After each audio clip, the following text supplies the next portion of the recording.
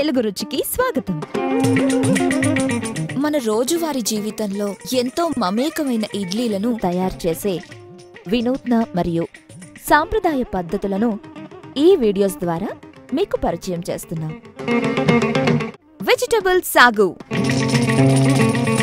కర్ణాటక రాష్ట్రంలో ఎంతో ప్రసిద్ధి చెందిన మరియు ప్రాచీనమైన వెజిటబుల్ సాగుని ఈరోజు తయారు చేసుకుందాం. ముందుగా ఒక కడాయిలో దాల్చిన చెక్క, లవంగాలు, యాలకులు, పుట్నాల పప్పు, సోంపు,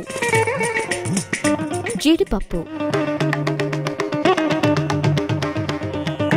మిరియాలు, గసగసాలు కలిపి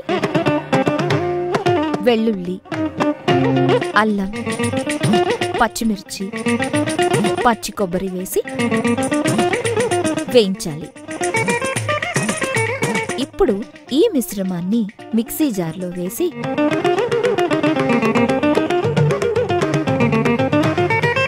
నీళ్లు కలిపి మిక్సీ చేసుకోవాలి. తరువాత మరోసారి కడాయిలో నూనె వేడి చేసి దానిలో జీలకర్ర, ఆవాలు, కరివేపాకు, ఉల్లిపాయలు వేసి వేయించాలి. తరువాత కళ్ళుప్పు వేసి కలిపి క్యారెట్, బీన్స్, బంగాళాదుంప ముక్కలు వేసి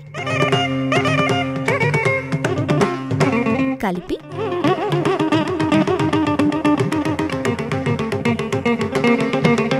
బఠానీ, కాలీఫ్లవర్ ముక్కలు వేసి కలపాలి.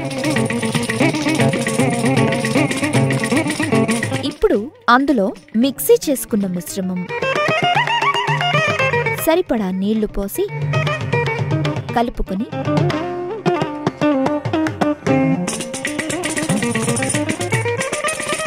పది నిమిషాలు మరిగించాలి. తరువాత కొత్తిమీర వేసి కలుపుకోవాలి. ఇప్పుడు గిన్నెలోకి వేసుకొని పైనుండి కొబ్బరిపాలు, కొత్తిమీరతో గార్నిష్ చేసి పూరీతో వడ్డించుకుంటే టేస్టీ టేస్టీ వెజిటబుల్ సాగు రెడీ. కొబ్బరి వేసి చేసుకున్న ఈ సాగోని పూరీ, చపాతీలతో వడ్డించుకుంటే అద్భుతంగా ఉంటుంది.